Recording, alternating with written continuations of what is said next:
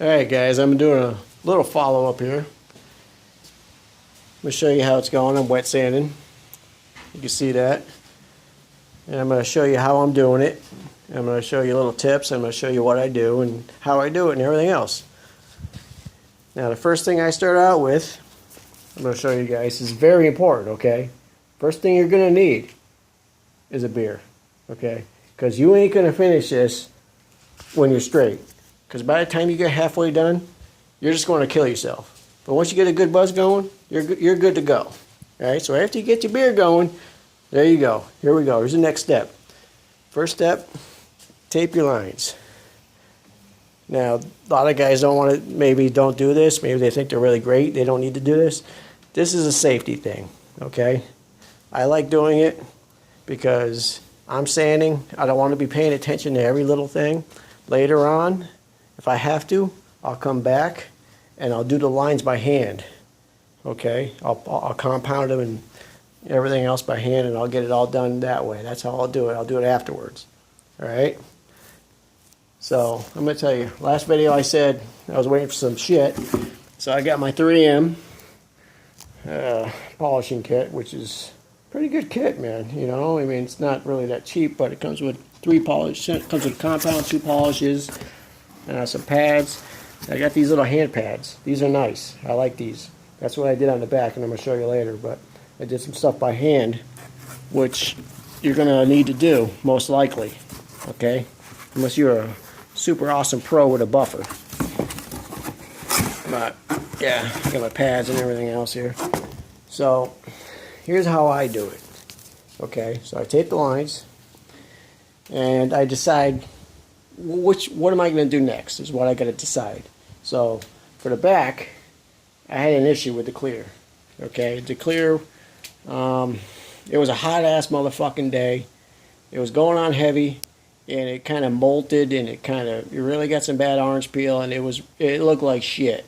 Okay, so I started out with a 600 grit. Okay, which is very coarse when you're wet sanding your clear. Okay, so you need to be very careful, okay? Wet sanded right up to the body lines, okay? Right up to it, but you got to come up to it. Don't go over it. Come up to it, just like you're sanding, sanding your primer and everything else. You got to be very, very, very careful, okay? That's what I did. First step, 600 grit, flatten the panel out. That's what you're doing when you do your first sanding, is you're flattening the panel, removing the orange peel, the mold, the imperfections, everything. That's what you're doing. Second stage is removing the 600 grit, 1000 grit, whatever it is you first flattened it out with, and you're polishing it at the same time. So I went from 600 to 2000. Okay, and a lot of guys are gonna swear up and down with that. You know, they're gonna say that doesn't work. But I'm gonna tell you right now, it works. And it works fucking fantastic, because you know what you do is, if you're going to start out with a coarse grit, anything coarser than 1000, I would recommend you clean it down and you spray a guide coat on it, just like you would if you were doing the body work. 3M guide coat. If you have a black car, well, you're gonna have to get something different because you're not going to see it, or you might see it because it's flat. But anyways, use a guide coat and just sand it down 2000 grit, and when all the scratches are out, you're gonna know, because there's gonna be no more guide coat on the car. And all I've done to this was, that's compounded. That's all I've done to it. It hasn't been polished yet, so there's no polish. That's just compounded, and it really compounded really easy. From a 2000 grit stage, it goes really quick. The body lines, I taped it. I used the blue tape. I covered it up before I compounded it, and I pulled the tape off afterwards. I did those by hand with that applicator I was showing you. Did it by hand, and that was pretty quick. You could see it working. You compound it and you work it. You wipe it down, and you can see it, and it worked great. Did the edges and everything else. So that's how you do it. I do a 2-stage. All right. All these guys, they're gonna argue. I get arguments all the time. They're telling me, You got to start out with 1,000 grit, start out 1,500 grit, whatever you're going to start out with, and you got to go to this next stage, you got to do this next stage, and they're going up to 5,000 grit. You don't have to do that. Of course, the finer you go, the easier it's going to be to compound, but you don't have to do that. So don't waste your time, because that's 2,000 grit, and it came out fucking awesome. All right, in the back here, I didn't go 600, obviously. I didn't need to. I started out with 1,000. Went from 1,000 to 2,000. And what I do is, I 2,000 at once, and I wipe it all down. Then I take the old 2,000 paper, and I go over it again. Now, this has been 2,000 one time already. So what I'm going to do, next time I go over this, is real quick. So I'm going to use my soft pad. When I first take out the orange peel and everything else, I use a hard pad. It's in here. Let me see where it is. That's my spongy pad. That's what I use in my 2,000 anyway. Because all I'm doing is polishing with 2,000. Oh, here's my hard pad. It's right here. Thank you, beer. All right. So it's it's got some little flexibility, but anyways, it's a pretty firm pad. So I'm going to use that to take out the imperfections. Like in this door right here. I don't know if you can see it, but anyways, you know what orange peel looks like. If you don't, well, you probably shouldn't be sanding your car down. But I got a spot in there, which you probably can't see. But I had a mosquito in there, one of them big motherfuckers, the male ones that don't bite or anything, but they're just annoying. Yeah, well, I put my second coat down, and I turn around and look, and he's stuck in there, motherfucker. I'm like, you cocksucker. So I got him out.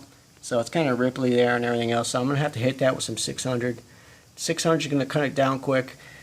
And why I say use a coarser grit is because you don't want to use a really fine grit to try and cut down the imperfections, because you're just going to be rounding them off. You're not going to be getting rid of them. You're going to have a lot of problems later on. You might, if you search the internet like I do a lot, some of these guys say go and sand in straight lines. That's fine if you're sanding with your polishing grits. Okay, if you're sanding with your cutting grit, you want to sand in a crosshatch pattern, just like you would if you're blocking a car out. Because if you don't, you're going to end up with what they call a urethane wave, and the car's going to look like shit. Okay, so don't do that. All right, sand a crosshatch with your first cut. Okay, anything after that doesn't matter. All you're doing is taking out the sand scratch and you're polishing it. Okay, because all you're doing after that is making it easier to compound. All right, so what have I covered here? All right, so I got that, got the paper, and that's pretty much it right there. But up front here, wasn't that bad.